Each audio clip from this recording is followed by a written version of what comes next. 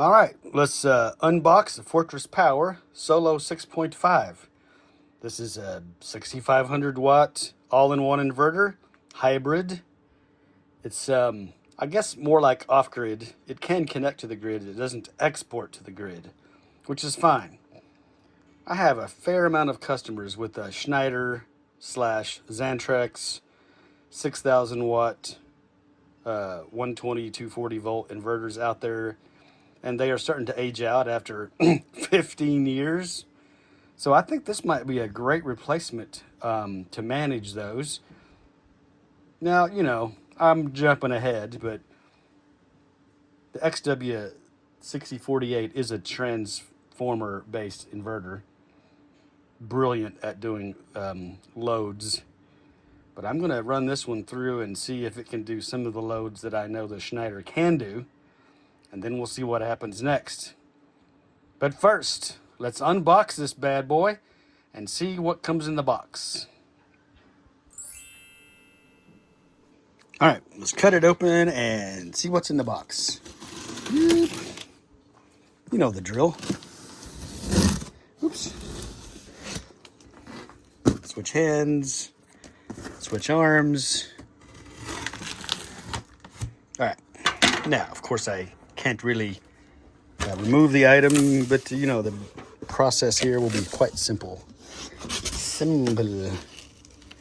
Lock that up like that. Okay, good. Oh my God, still includes a manual. These people are deleting the manual. You got to have some kind of reference. Yes, you can read your manual on the phone. You probably should have read the manual before you got the thing in the first place. But having a printed manual, that's what I'm talking about.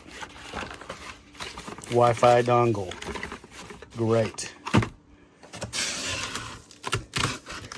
Inspection list. It passed. And then the mounting bracket. I wonder which way this is supposed to go when you go to put it on the wall.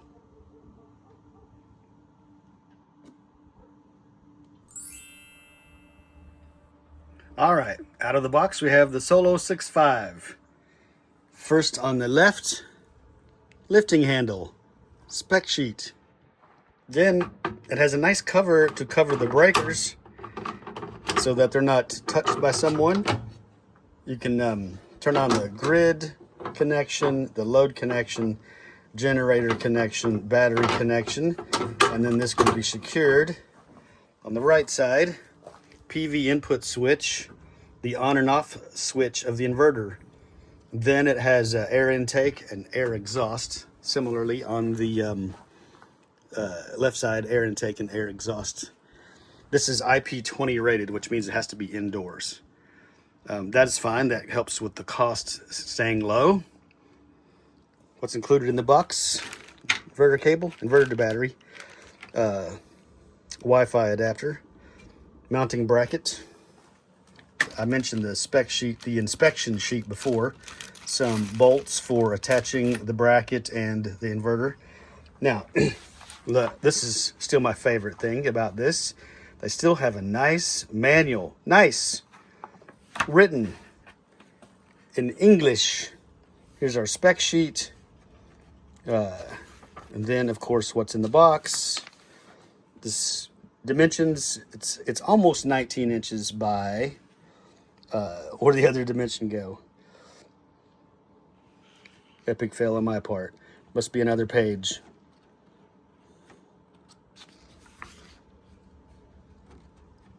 Mounting instructions. Rapid shutdown. Anyway, I digress. I'll get stuck in the manual for too long. Let's take this cover off and look at our wiring terminals.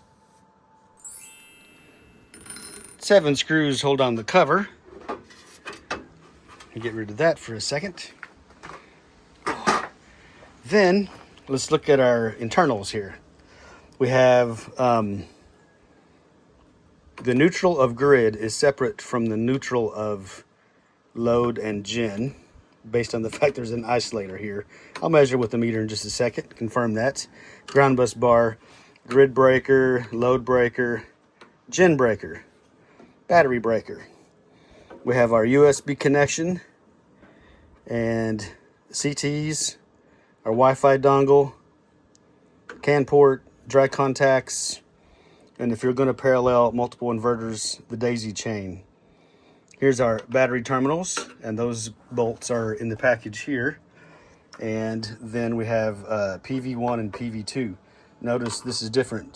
Most inverters it's plus, minus, plus, minus. This one is plus, minus, minus, plus.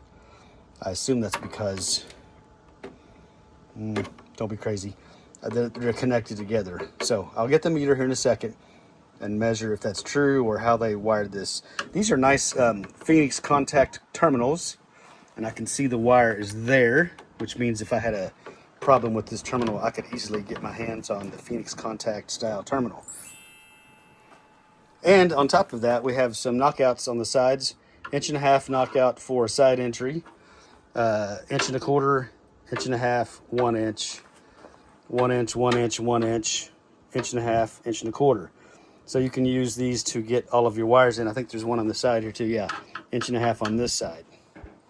Perfect. Very simple, very easy, and quite elegant. Let's move on to the next section. All right, I have the meters set on ohms. First we'll check neutral in and out. 700 megohms. So isolated on purpose, probably for good reason. Connected on purpose, also for good reason. So load and gen or neutrals are shared. Grid is not shared with those. Also, I'm curious about PV 1 and 2. Not shared. That is just the way it's wired. That's good to know, right? It's just good to know.